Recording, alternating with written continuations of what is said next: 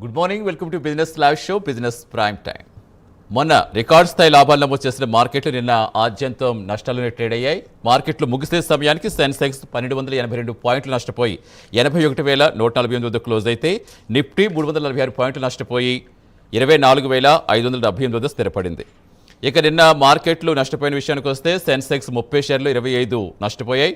Infosys, power grid, Eternal, HCL tech, TCS, Bharti Airtel, IndusInd bank, HDFC bank, Tata motors, ITC, M&M, Bajaj Finserv, Reliance, Kotak bank, Tata steel, ICICI, Asian paints, Maruti ఇవి కొంచెం downfall అయితే Sun Pharma, Adani ports, Bajaj finance ఈ షేర్లు మాత్రం కొంచెం లాభపడ్డాయి. సెక్టర్ వైజ్ చూస్తే ఐటీ, అలాగే యూటిలిటీస్, విద్యుత్, అలాగే ఆయిల్ ఇవన్నీ కొంచెం డేలా పడితే హెల్త్ కొంచెం బాగానే పెర్ఫార్మ్ చేసినట్టు కనిపిస్తోంది. ఇక ఈ రోజు మార్కెట్ల విషయానికి వస్తే ఈ రోజు కొంచెం లాభాల్లోనే ట్రేడ్ అవుతున్నట్టు కనిపిస్తోంది. సెన్సెక్స్ ప్రస్తుతం 330 పాయింట్ల లాభంతో 81,478 వద్ద ట్రేడ్ అవుతుంటే అటు నిఫ్టీ 109 పాయింట్ల లాభంతో 24,687 వద్ద ట్రేడ్ అవుతోంది. సో ఓవరాల్గా ఈ రోజు ఇంకా మార్కెట్ మీద ఎఫెక్ట్ చేసే అంశాలు ఏమైనా ఉన్నాయో వీటి గురించే బిజినెస్ ప్రైమ్ టైం కంటిన్యూ చేద్దాం. బిజినెస్ ప్రైమ్ టైంలో మనతో పాటు జాయిన్ అవుతున్నారు ప్రముఖ మార్కెట్ బిజినెస్ అనలిస్ట్ మేక వెంకట్ గారు. గుడ్ మార్నింగ్ వెంకట్ గారు. గుడ్ మార్నింగ్ సతీష్ గారు. ఎస్, అలాగే కాలర్స్కి ఎవరికైనా డౌట్స్ ఉంటే ఏదైనా మీరు స్టాక్స్లో పెట్టుబడులు పెట్టాలనుకున్నా, ఆల్రెడీ ఉన్న స్టాక్స్ కంటిన్యూ చేయాలనుకున్నా స్క్రీన్పై మీకు కనిపిస్తున్న నెంబర్స్ కాల్ చేసి వెంకట గారితో మాట్లాడి సలహాలు సూచనలు స్వీకరించవచ్చు. ఎస్ వెంకట గారు, ఎలా చూడాలి? నిన్న ఆద్యంతో నష్టాలు ట్రేడ్ అవ్వడం చూస్తాం. సో ఈ రోజు కొంచెం మళ్ళీ లాభాలు కనిపిస్తున్నాయి. ఇది కంటిన్యూ అయ్యే అవకాశం ఉందా? ఏమైనా ఎఫెక్ట్ చూపించే అంశాలు ఏమైనా కనిపిస్తున్నాయా? నిన్న కొద్దిగా మనకి సైకలాజికల్ ప్రాఫిట్ బుకింగ్ అనేది జరిగిందండి. అంటే వాస్తవంగా నిన్న డౌన్ ట్రెండ్ అని అనకూడదు మనం. ఎప్పుడైతే మార్కెట్లు గమనిస్తే గత 2 రోజుల్లో, అంటే నిన్న తీసేస్తే అంతకుముందు 2 రోజులు మార్కెట్లు బాగా బుల్లిష్ గా వెళ్ళినాయండి. మీరు చూసుకుంటే నిఫ్టీ దాదాపుగా ఒక 1000 పాయింట్లు పెరిగింది డౌన్ నుంచి 2 రోజుల్లో. అంటే నిన్న తీసేసి లాస్ట్ 2 days లో ఎప్పుడైతే అంత మూమెంటం జరిగిందో చాలా వరకు ఏం జరుగుతుందంటేనండి, ప్రాఫిట్ బుకింగ్ అనేది జరుగుతుంది. ఎవరైతే మదుపరులు ఉంటారో వాళ్ళు చాలా రోజుల నుంచి నష్టాల్లో వెయిట్ చేసిన వాళ్ళు సడన్ గా కొద్దిగా ప్రాఫిట్లు కనపడంగానే ప్రాఫిట్లు బుక్ చేసుకుందాం, మళ్ళీ మార్కెట్లు ఏ విధంగా వాళ్ళు కిందకు వచ్చేస్తాయో, అసలే అనిశ్చిత పరిస్థితులు కనిపిస్తున్నాయి ప్రపంచం మొత్తం మీద అనే ఒక భయాందోళనతో నిన్న కొంచెం ప్రాఫిట్ బుకింగ్ అనేది జరిగిందండి. దాన్ని సైకలాజికల్ ప్రాఫిట్ బుకింగ్ అంటారు. సో అది మనకి ఎంతవరకు ఉంటుందంటే కేవలం నిన్నటి వరకే ఉంటుందండి. కొంతమంది వరకు మనకి అలా ప్రాఫిట్ బుకింగ్ చేసుకునే వాళ్ళు ఉంటారు. ఈ రోజు అందుకనే మనకి చూసుకుంటే మళ్ళీ మార్కెట్ నార్మల్గా పాజిటివ్గానే ఓపెన్ అయినాయి. ప్రస్తుతం పాజిటివ్గానే ట్రేడ్ అవుతున్నాయండి. ఈ రోజు పాజిటివ్గానే కంటిన్యూ అవడానికి కూడా ఛాన్సెస్ ఉన్నాయండి. అలాగే వెంకట్ గారు, అంటే ఇప్పుడు మేజర్ ఇష్యూస్ అంటే ఇప్పుడు మన ఇండియా పాక్ మేజర్ ఇష్యూ ఉన్నప్పటికీ ఇది లోకల్ ఇష్యూ కింద పెద్దగా మార్కెట్స్ మీద పెద్దగా ఎఫెక్ట్ చూపించిన అంశం ఏం కనిపించాల. బట్ యూఎస్ బేస్డ్ ఎప్పుడు కూడా మన మీద చాలా ఎఫెక్ట్ చూపిస్తూ ఉంటుంది. అంటే ఈ మధ్య కాలంలో చైనా తన టారిఫ్లు తగ్గించుకోవడం కానీ ఇవన్నీ కూడా కొంచెం సానుకూల అంశాలకే కనిపించాయి. సో అవి ఏమైనా ప్లస్ అయ్యే అవకాశం ఉందా మార్కెట్స్కి? డెఫినెట్ గానండి. ఆ అంశాలు మనకు బాగా ప్లస్ అవుతాయండి. ఇప్పుడు టారిఫ్ ఇష్యూ అనేది ఒక రోజుతో అయిపోయే విషయం కాదు. ఇప్పుడు మన ఇండియా పాకిస్తాన్ యుద్ధం గురించే చూసుకుందాం. యుద్ధం అనేది కొంతవరకు మాత్రమే జరిగిందండి. అంటే యుద్ధం కాదు, లేదు, వాస్తవంగా చెప్పాలి అంటే టెర్రరిస్ట్ క్యాంపుల్ని మన వాళ్ళు ఏదైతే డెమాలిష్ చేశారో అటువైపు నుంచి కూడా కొద్దిగా రిటాలియేషన్ జరిగింది. కేవలం అంటే చిన్న పార్ట్ వరకే అది జరిగింది. ఫుల్ స్కేల్ వార్గా అది కన్వర్ట్ అవ్వలేదు. కన్వర్ట్ అవ్వకపోవడానికి కూడా చాలా రీజన్స్ ఉన్నాయండి. వాస్తవంగా చెప్పాలంటే మన సైనిక శక్తి ముందు వాళ్ళది చాలా తక్కువ. అలాగే ప్రపంచ దేశాలన్నీ కూడా టెర్రరిజానికి వ్యతిరేకంగానే ఉన్నాయి. ప్రస్తుతం ఏ దేశం కూడా యుద్ధం కోరుకోవట్లేదు. కాబట్టి యుద్ధం వచ్చే సూచనలు తక్కువే ఉన్నాయి అనే ఉద్దేశంతో మార్కెట్ కూడా పెద్దగా రియాక్ట్ అయింది కూడా ఏం లేదండి. సో టారిఫ్ లో వారు కనుక గమనిస్తూ ఉంటే ఇది లాంగ్ టర్మ్ గా అందరికీ ఎఫెక్ట్ అయ్యే సినారియో అండి. టారిఫ్స్ సంబంధించి ఏదైతే ఉందో అది ప్రతి ఒక్కరికి ఎఫెక్ట్ చేస్తుంది. అంటే కంపెనీలకు సంబంధించి, ఆ కంపెనీల మీద ఆధారపడ్డ ఉద్యోగులకు సంబంధించి అన్ని ప్రతి విషయాల్లోనూ ఈ టారిఫ్లకు సంబంధించి అన్ని ఎఫెక్ట్ అవుతాయి. కాబట్టి మార్కెట్లు విపరీతంగా రియాక్ట్ అయినాయి టారిఫ్లకు సంబంధించి. ఇప్పుడు ఏదైతే సానుకూల అంశం ఏంటంటే మనకి ఇండియా అండ్ యుఎస్ టారిఫ్ల మీద కూర్చొని మాట్లాడుకోవటం, అండ్ అలాగే చైనా అండ్ యుఎస్ టారిఫ్ల మీద కూర్చొని మాట్లాడుకోవటం, ఈ ఒక్కొక్కటి కూడా ఇష్యూస్ రిజాల్వ్ అవుతూ ఉండటం అనేది మార్కెట్కి చాలా సానుకూల అంశం. సో దీన్ని బేస్ చేసుకుని మన మార్కెట్లు కానీ, యుఎస్ మార్కెట్లు కానీ, అలాగే ఏ కంట్రీస్ అయితే యుఎస్తో కూర్చొని టారిఫ్లు మాట్లాడుతున్నాయో వాళ్ళకి సంబంధించిన స్టాక్ ఎక్స్చేంజ్లు కానీ అన్ని కూడా పాజిటివ్గా మళ్ళీ ట్రేడ్ అవటం అనేది మీరు గమనిస్తూనే ఉన్నారు. సో మనకి ఓవరాల్ గా చూసుకుంటే ఈ టారిఫ్లకు సంబంధించి ఏదైతే నిర్ణయాలు తీసుకుంటున్నారో, అంటే టారిఫ్లు తగ్గించుకుందాం, బయలాటరల్ టాక్స్ తో దీన్ని క్లియర్ చేసుకుందాం అనుకున్నారో అప్పటి నుంచి కూడా మన మార్కెట్లు చాలా జోష్గా ముందుకు వెళ్తున్నాయి. రైట్ సార్, ప్రస్తుతం నాగార్జున గారు వెయిట్ చేస్తారు కూకట్పల్లి నుంచి. గుడ్ మార్నింగ్ నాగార్జున గారు. Good morning sir. Good morning sir Venkata గారు. అడగండి సార్, మీ స్టాక్స్ అడగండి. గుడ్ మార్నింగ్ సార్ వెంకట గారు. సార్ వేటకి వ్యాపారికి సెల్ చేసి అదాని పోర్ట్ బై చేయాలనుకుంటున్నాను సార్. హలో. వాటెక్ బై సెల్ చేసి అదాని పోర్ట్స్ అండి. అవును సార్, అదొకటి. Yes, అవలాంచ్ చేయొచ్చు. టెక్నాలజీ కరెంట్ ప్రైస్ లో తీసుకోవచ్చు. బై చేయొచ్చా? సార్ సెకండ్ స్టాక్ ఏమైనా అడిగారా మీరు? అంటే వాయిస్ అవును సార్. బ్రేక్ వచ్చింది. Avalanche technology sir, avalanche technology ఎక్కడ బై చేయొచ్చు? హావ్లాండ్ టెక్నాలజీ. అవలాన్ టెక్నాలజీస్ ఎక్కడ బై చేయొచ్చు? ఓకే. సో మనకి 847.95 లో ట్రేడ్ అవుతుందండి. ఈ రోజు కొంచెం మనకి నిన్న ఈ రోజుగా చూసుకుంటే కొంచెం నెగిటివ్ గానే ట్రేడ్ అవుతుంది. అయితే మీరు అంటే సపోర్ట్ ఏరియాస్ దగ్గర మనం తీసుకోవడం బెటర్ అండి. అరౌండ్ 800 జోన్ అండి, 800 నుంచి 810 జోన్కి వచ్చినప్పుడు దీంట్లో ఎంట్రీ అనేది ప్లాన్ చేయండి. లాస్ట్ 3/4 రిజల్ట్స్ కూడా చాలా అద్భుతంగా ఇచ్చింది అవలాన్ టెక్నాలజీస్. అయితే కొంచెం చిన్న ప్రాఫిట్ బుకింగ్ అనేది జరుగుతుంది, చిన్న కరెక్షన్ జరుగుతుంది. మనకి 847 ఒక ₹40 కిందకు వచ్చిన తర్వాత అంటే 800 నుంచి 810 జోన్కి వచ్చినప్పుడు దీంట్లో ఎంట్రీ అనేది ప్లాన్ చేయండి. అలాగే వాటెక్ మీరు సెల్ చేసి అదాని పోర్ట్స్ తీసుకుందాం అనుకుంటున్నారు, సో అది కూడా మంచి నిర్ణయమే. అదాని పోర్ట్స్లో ఎంట్రీ అనేది ప్లాన్ చేయొచ్చండి.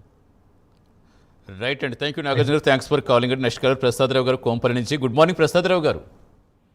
Good morning sir. Good morning sir. అడగండి సార్, వెంకట్ గారు అడగండి, మీ స్టాక్స్ ఏంటో అడగండి. గ్రాన్యువల్స్ 27% లాస్ లో ఉంది, ఏం చేయాలి? గ్రాన్యువల్స్ లాంగ్ టర్మ్ హోల్డ్ చేసుకునే స్టాకేనండి, ఇబ్బంది ఏం లేదు.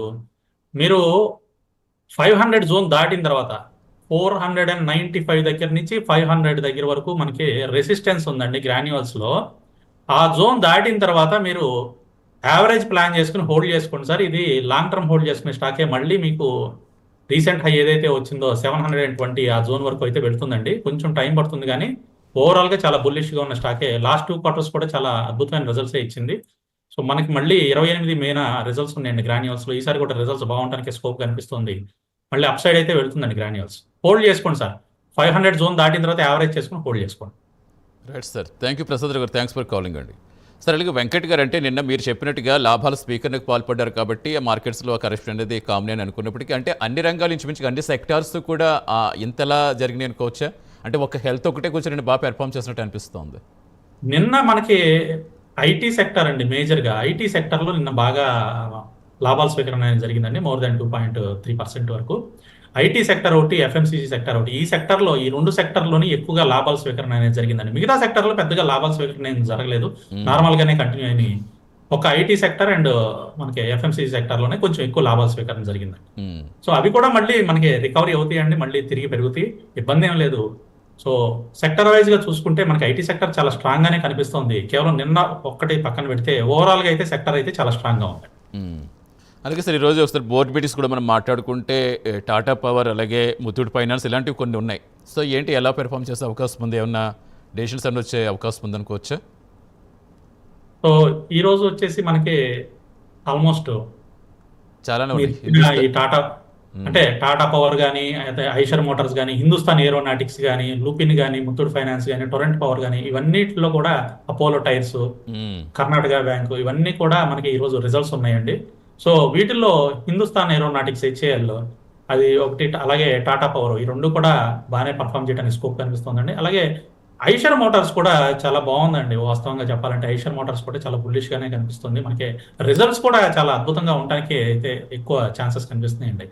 సో హిందుస్థాన్ ఏరోనాటిక్స్ హెచ్ఏఎల్ ఒకటి, అలాగే ఐషర్ మోటార్స్ ఒకటి, అలాగే టాటా పవర్ ఒకటి, ఈ 3 కూడా బాగానే ఉండడానికి స్కోప్ కనిపిస్తుందండి. ముత్తూట్ ఫైనాన్స్ కొంచెం అంటే మిక్స్డ్ రిజల్ట్స్ ఇవ్వడానికి స్కోప్ అయితే కనిపిస్తుందండి ముత్తూట్ ఫైనాన్స్లో. సో రిమైనింగ్ వచ్చేసి మనకి జూబ్లెంట్ ఫుడ్ వర్క్స్ కానీ, అలాగే టొరెంట్ పవర్ కానీ, ఇవి కూడా కొంచెం మిక్స్డ్గా రిజల్ట్స్ ఇవ్వడానికి స్కోప్ ఉందండి. అలాగే బర్జర్ పెయింట్స్ ఒకటి పాజిటివ్గా ఉండడానికి స్కోప్ ఉందండి. బర్జర్ పెయింట్స్లో మనకి రిజల్ట్స్ కొంచెం పాజిటివ్గా ఉండడానికి అయితే స్కోప్ కనిపిస్తుంది. రైట్ సార్, ప్రస్తుతం విజయశ్రీ గారు వెయిట్ చేస్తున్నారు. గుడ్ మార్నింగ్ విజయశ్రీ గారు. Good morning sir. Good morning ma'am, చెప్పండి మేడం. సార్ ఉన్నారు అడగండి, వెంకట గారు అడగండి, మీ స్టాక్స్ ఏంటో అడగండి. ఓకే, సుజలాన్ తీసుకున్నాం సార్ 53లో. ఇప్పుడు 58 ఉంది, అదే ప్రాఫిట్ బుక్ చేసుకోమంటారా, మరి ఇంకా కొన్ని షేర్స్ బై చేయమంటారా? కొంచెం చిన్న ప్రాఫిట్ లోనే ఉన్నారు మీరు. 53లో తీసుకున్నారంటే 58.75. కొంచెం ఇది లాంగ్ టర్మ్ హోల్డ్ చేసుకోవడానికి తీసుకోండి. ₹60 దాటిన తర్వాత ₹60 దాటిన తర్వాత ఇంకొన్ని స్టాక్స్ దీంట్లో యాడ్ చేసుకోండి, ఇప్పుడే వద్దండి. రైట్ అండి, థ్యాంక్ యూ విజయశ్రీ గారు.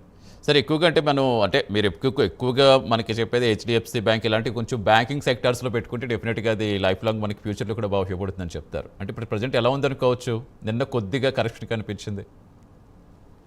బ్యాంకింగ్ సెక్టర్లో ICICI bank and HDFC bank చాలా బాగుంటాయండి, ఇబ్బంది ఏం లేదు. ఆ రెండు బ్యాంకులు కూడా మనం లాంగ్ టర్మ్ హోల్డ్ చేసుకునే బ్యాంక్స్ ఏనండి.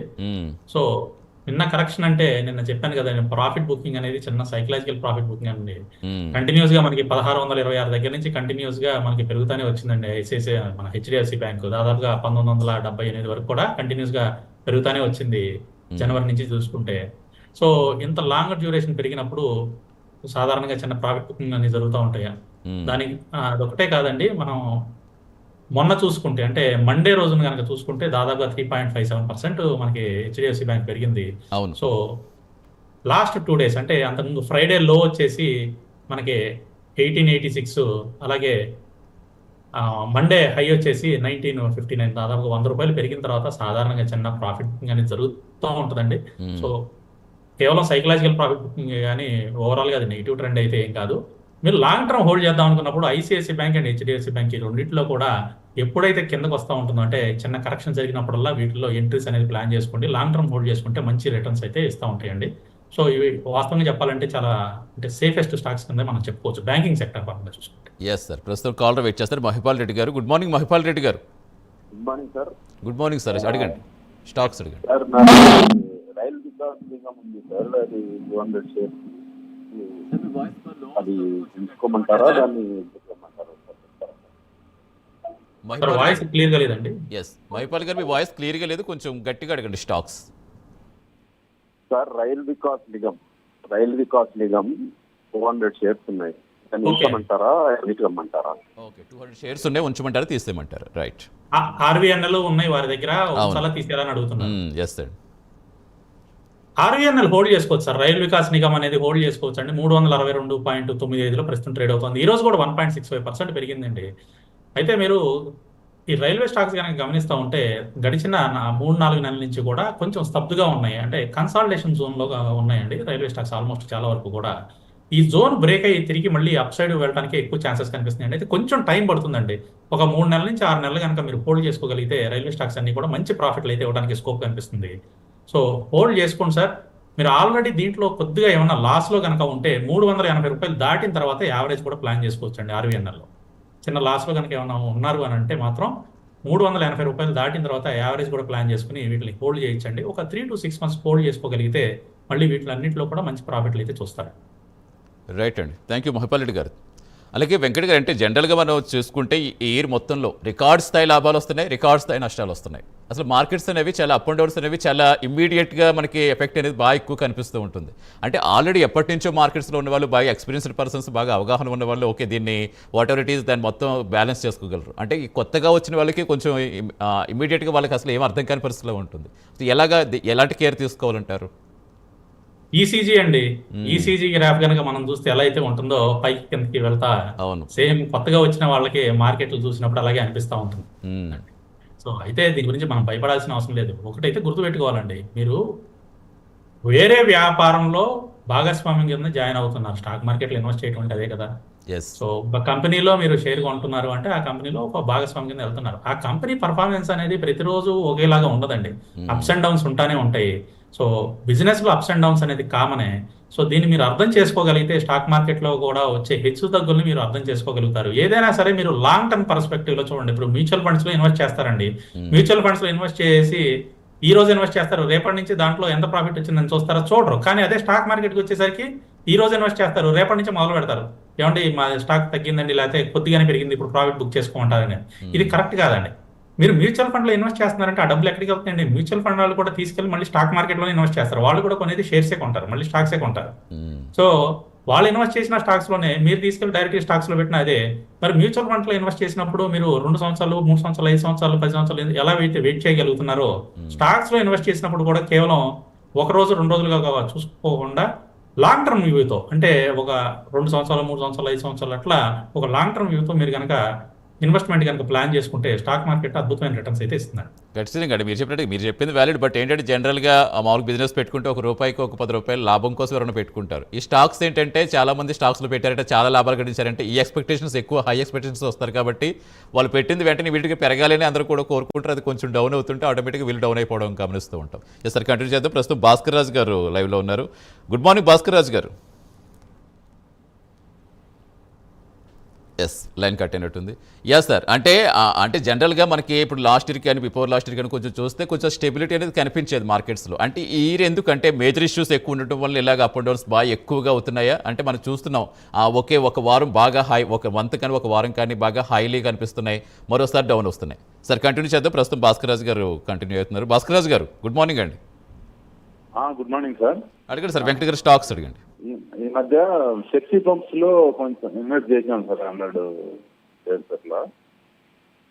తర్వాత ఎస్ బ్యాంక్ ఇవి ఉన్నాయి మా దగ్గర, వాటి ఫ్యూచర్ ఎట్లుంటుంది సార్? శక్తి పంప్స్ ఎంతలో తీసుకున్నారండి? 930 తీసుకున్నాం సార్. ఇబ్బంది ఏం లేదండి, హోల్డ్ చేయండి, పర్వాలేదు. శక్తి పంప్స్ కొంచెం కన్సాలిడేషన్ జోన్ లో ఉంది, కానీ మళ్ళీ జోన్ బ్రేక్అవుట్ అయిన తర్వాత 985 అనేది మనకి రెసిస్టెన్స్ అండి. జోన్ బ్రేక్అవుట్ లెవెల్ 980 దాటిన తర్వాత మళ్ళీ శక్తి పంప్స్ అనేది మళ్ళీ తిరిగి పెరుగుతుందండి. హోల్డ్ చేసుకోవచ్చు. ప్రస్తుతం వచ్చిన ఇబ్బంది అయితే ఏం లేదు. టెక్నికల్ గాను ఫండమెంటల్ గాను రెండింటికి కూడా చాలా స్ట్రాంగ్ గానే కనిపిస్తుంది శక్తి పంప్స్ అనేది. సో ప్రస్తుతం మనకి 869 రూపాయల్లో ఈ రోజు ట్రేడ్ అవుతుందండి. ఈ రోజు కూడా ఆల్మోస్ట్ 3.2% పెరిగిందండి ఓపెనింగ్ నుంచి మనం చూసుకుంటే, నిన్న క్లోజింగ్ నుంచి చూసుకుంటే. సో లాంగ్ టర్మ్ హోల్డ్ చేసుకునే స్టాక్ అండి, ఇబ్బంది ఏం లేదు. అలాగే ఎస్ బ్యాంక్ అనేది ఏదైనా చిన్న ప్రాఫిట్లు కనబడితే ఎగ్జిట్ అయిపోండి. ఇది ట్రేడబుల్ స్టాక్ కానీ లాంగ్ టర్మ్ ఇన్వెస్ట్మెంట్ చేసుకునే స్టాక్ అయితే కాదు. మీరు తీసుకున్న తర్వాత చిన్న ప్రాఫిట్లు ఏమైనా ఉంటే ఇమీడియట్గా వీటి నుంచి ఎగ్జిట్ అయిపోండి ఎస్ బ్యాంక్ లాంటి స్టాక్స్లో. Right right, thank you Bhaskar Raju garu. Next call wait చేస్తున్నారు సురేష్ గారు మచిలీపట్నం నుంచి. గుడ్ మార్నింగ్ సురేష్ గారు. Sir good morning sir. Good morning sir, అడగండి సార్, స్టాక్స్ ఏంటో అడగండి. సార్ జుబిలెంట్ ఫార్మా, మదర్సన్ గురించి చెప్పరా sir? Jubilant pharma and Motherson stocks. Jubilant pharma ఎంతలో తీసుకున్నారండి? 1200 దగ్గర తీసుకున్నాను సార్. 1200 దగ్గర తీసుకున్నారు, ఓకే. కొంచెం హై ప్రైస్ లోనే తీసుకున్నారు. ఎప్పుడండి, డిసెంబర్లో తీసుకున్నారా? 1238 దగ్గర తీసుకున్నాను సార్ జుబిలెంట్ ఫార్మా. అదే డిసెంబర్లో తీసుకున్నారా? అవును సార్. హోల్డ్ చేయండి సార్, పర్వాలేదు. జూబిలెంట్ ఫార్మా అయితే మనకి రిజల్ట్స్ ఉన్నాయండి 16వ తారీఖున. సో ఈ శుక్రవారం రోజున రిజల్ట్స్ ఉన్నాయి. రిజల్ట్స్ కొంచెం పాజిటివ్గా రావడానికి ఎక్స్పెక్ట్ చేస్తున్నామండి. లాస్ట్ 2 క్వార్టర్ రిజల్ట్స్ కూడా జూబిలెంట్ ఫార్మాకి రిజల్ట్స్ చాలా బాగున్నాయండి. ఈసారి కూడా పాజిటివ్గా రావడానికి స్కోప్ ఎక్కువ ఉంది. సో జూబిలెంట్ ఫార్మా రిజల్ట్స్ కనుక బాగుంటే మాత్రం మళ్ళీ తిరిగి మీ ప్రైస్ అనేది వచ్చేస్తుందండి. 1300 జోన్ వరకు అయితే కంటిన్యూస్గా అయితే వెళ్ళిపోతుంది. రిజల్ట్స్ కనుక పాజిటివ్గా వస్తే మాత్రం మీరు అరౌండ్ 970 జోన్ దాటిన తర్వాత యావరేజ్ ప్లాన్ చేయండి. రిజల్ట్స్ పాజిటివ్గా వస్తే 970 దాటిన తర్వాత యావరేజ్ ప్లాన్ చేయండి. 970 మార్క్ దాటిన తర్వాత మాత్రం చాలా స్పీడ్గా పైకి వెళ్ళిపోతుందండి. అలాగే మదర్సన్ సుమి ఎక్కడ తీసుకున్నారండి? సో మదర్సన్ సుమి కూడా మనకి 22వ తారీఖున రిజల్ట్స్ ఉన్నాయండి. లాస్ట్ క్వార్టర్ రిజల్ట్స్ అయితే చాలా వీక్గా వచ్చింది మదర్సన్ సుమి. ఈసారి క్వార్టర్ కొంచెం బెటర్గా ఉండటానికి ఎక్స్పెక్ట్ చేస్తున్నాం. సో మదర్సన్ సుమి కూడా మీరు రిజల్ట్స్ కనుక బాగుంటే 150 జోన్ దాటిన తర్వాత యావరేజ్ ప్లాన్ చేయండి. 150 దాటిన తర్వాత రిజల్ట్స్ బాగున్నప్పుడు మీరు యావరేజ్ చేసుకుని హోల్డ్ చేసుకుంటే మళ్ళీ మనకి 200 మార్క్ అనేది తొందరగా టచ్ అవుతుందండి. సో ఈ రిజల్ట్స్ మాత్రం చాలా జాగ్రత్తగా వాచ్ చేయండి. మార్కెట్ ఎక్స్పెక్టేషన్ కనుక రిజల్ట్స్ బీట్ చేసినాయి అంటే మాత్రం ఇది 2 స్టాక్స్ చాలా స్పీడ్గా అప్ సైడ్ మూమెంటం అయితే పెడుతుంది. రైట్ అండి, thank you Suresh garu, thanks for calling. Next call wait చేస్తున్నారు ప్రవీణ్ గారు హైదరాబాద్ నుంచి. Good morning Praveen garu. Good morning sir. Good morning sir, అడగండి సార్, స్టాక్స్ ఏంటో అడగండి వెంకట్ గారిని. నాది స్టెర్లైట్ టెక్నాలజీస్ ఉందండి, 63కి ఉన్నాను, 700 షేర్స్. అది ఎప్పుడు అమ్ముకోవచ్చు అని. ఇదండి స్టెర్లైట్ టెక్నాలజీసా? అవునండి. ఎంతలో తీసుకున్నారండి? 63. ఎప్పుడు రీసెంట్గా తీసుకున్నారా? Last 2-3 days back? లేదండి, ఒక 6 months అయింది. అది 6 months అయిందా? అవును, అంటే నేను యావరేజ్ 90 నుంచి యావరేజ్ చేసుకుంటూ వస్తున్నా, కానీ 63 అయింది. ఓకే ఓకే, ప్రస్తుతం 67.95లో ఉంది, అందుకని అడిగారండి నేను. సో మనకి టెక్నికల్గా అయితే చాలా వీక్గా ఉంది సార్ స్టెర్లైట్ టెక్నాలజీస్, చాలా వీక్గా ఉంది. మీరు కొంచెం చిన్న ప్రాఫిట్లో ఉన్నారు కాబట్టి నా సజెషన్ అయితే ఎగ్జిట్ అయిపోండి. మీ యావరేజ్ ప్రైస్ 63 అంటున్నారు, ఇప్పుడు 67.96లో ఉంది. సో మీరు చిన్న ప్రాఫిట్లో ఉన్నారు, ఎగ్జిట్ అయితే అయిపోండి దీని నుంచి, ఎందుకంటే టెక్నికల్ చాలా వీక్గా ఉందండి. Right sir. Thank you Praveen గారు, థ్యాంక్స్ ఫర్ కాలింగ్ అండి. సరే ఇక అసలు gold, what about gold sir? అసలు గోల్డ్ ఇష్యూస్ ఎలా చూడాలి మనం? గోల్డ్ అండి, ఏం సార్ ఏమన్నా బై చేసే ఉద్దేశం ఉందా? చాలా మందికి ఇంట్రెస్ట్ ఉన్న టాపిక్ కదండి. చాలా మంది అదే అడుగుతూ బంగారం ఉంటారు, ఇప్పటికీ చాలా బంగారమే మంది కదా. అడుగుతున్నారండి గోల్డ్. అంటే ₹1,00,000 దగ్గర వరకు వెళ్ళిపోయేసరికి అందరూ కొంచెం మళ్ళీ ఎప్పుడు కొనాలి ఏంటి అనేది అందరికీ ఇప్పుడు ఇంట్లో కూడా అవసరాలు ఉంటాయి గోల్డ్ కి సంబంధించి. అవును. మన సెంటిమెంట్ ఎక్కువ అండి ఇండియన్స్ కి గోల్డ్ మీద. ఎస్. అయితే గోల్డ్ అయితే డౌన్ వస్తుందండి, కిందకి వస్తుంది. మనకి అరౌండ్ 86,000 వరకు కూడా గోల్డ్ రావడానికి స్కోప్ ఉందండి. ప్రస్తుతం అయితే గోల్డ్ ఏ ఇన్వెస్ట్ చేయొద్దండి, డౌన్ అయితే వస్తుంది. ప్రస్తుతం 93,309లో గోల్డ్ ట్రేడ్ అవుతుందండి ఈ రోజు కరెంట్ ప్రైస్. సో 93,000 నుంచి కూడా మనకి 86,000 వరకు అయితే వస్తుందండి. అయితే ఇమీడియట్ గా రాదు, కొంచెం టైం పడుతుంది. మనకి జూలై ఆగస్టు ఆ టైంకి కొంచెం గోల్డ్ డౌన్ రావడానికి స్కోప్ కనిపిస్తుంది. కానీ వెయిట్ చేయొచ్చండి. 86 కూడా మిడిల్ క్లాస్కి చాలా పెద్ద అమౌంట్ కదండి. అసలు ఎక్కడి నుంచి ఎక్కడ తప్పదు సార్, ₹1,00,000 ఎక్కడ 86 అవును, అంతే. అలా సరిపెట్టుకోవడం 14,000-15,000 తగ్గింది కదా. తగ్గినట్టు కదా అది. Yes sir. ఇంకా అంటే stocks, coming back to stocks గురించి మన సెక్టర్ వైజ్ చూసుకుంటే అసలు ఏ సెక్టర్స్ కొంచెం బెటర్ పెర్ఫార్మెన్స్ ఇస్తాయనుకోవచ్చు? వీటిలో న్యూ ఇన్వెస్ట్మెంట్స్ పెట్టే వాళ్ళకి ఏది బెటర్ అనుకోవచ్చు? బ్యాంకింగ్ సెక్టర్ అండి, అంటే కొత్తగా ఇన్వెస్ట్ చేసుకునే వాళ్ళు అయితే బ్యాంకింగ్ సెక్టర్ లో ఇన్వెస్ట్మెంట్ ని నేను సజెస్ట్ చేస్తానండి. కొంచెం సేఫ్ అండ్ సెక్యూర్ గా ఉంటాయి. సో ముఖ్యంగా మనకి పిఎస్యు బ్యాంక్స్, అట్లానే ప్రైవేట్ బ్యాంక్స్ లో కూడా ఐసిఐసిఐ అండ్ హెచ్డిఎఫ్సి బ్యాంక్స్, వీటిల్లో ఇన్వెస్ట్మెంట్ అనేది స్టార్ట్ చేయండి. ఓవరాల్ గా చూసుకుంటే మనకి మెటల్ సెక్టర్ ఒకటి బాగుంటానికి స్కోప్ ఉందండి. ఈ రోజు కూడా చూసుకుంటే మనకి మెటల్ సెక్టర్ 2.54% పెరిగింది. మార్చి స్టార్టింగ్ నుంచి కూడా మెటల్ సెక్టర్ అనేది చాలా అద్భుతంగా పర్ఫామ్ చేస్తాడు. సో లాస్ట్ 2 months నుంచి కూడా మనకి మెటల్ సెక్టర్ చాలా బాగుంది, 2.5 months నుంచి కూడా. ఈ కంటిన్యూషన్ అంటే నెక్స్ట్ వచ్చే కంటిన్యూ ఈ ఇయర్లో మొత్తం కూడా మెటల్ సెక్టర్ ఒకటి బాగా పర్ఫామ్ చేయడానికి స్కోప్ ఉందండి, అపార్ట్ ఫ్రమ్ బ్యాంకింగ్ సెక్టర్ అండి. బ్యాంకింగ్ సెక్టర్ ఎలాగో మనకి బాగానే పర్ఫామ్ చేస్తుందండి. సో కొత్తగా వచ్చే వాళ్ళకి నా సజెషన్ అయితే ఏంటంటే బ్యాంకింగ్ సెక్టర్ స్టాక్స్ లో ఇన్వెస్ట్ చేయండి, కొంచెం సేఫ్ గా ఉంటుంది. అంటే ఇంత ఒడిదిరుగులు ఉండవు, ఇంత హెచ్చు తగ్గులు ఉండవు, కొంచెం సేఫ్ గా అయితే మూవ్ అవుతూ ఉంటాయండి banking sector stocks. Right sir. Discussion stocks ఏమైనా పర్సనల్ ఇంట్రెస్ట్ ఉందా వెంకట్ గారు? ఎటువంటి పర్సనల్ ఇంట్రెస్ట్ లేదు. Right sir. Thank you Venkat, thanks for joining అండి. వెల్కమ్. Thank you sir. ఇది వాళ్ళ బిజినెస్ ప్రైమ్ టైం. రేపు సేమ్ టైం మీట్ అవుదాం. Stay with us.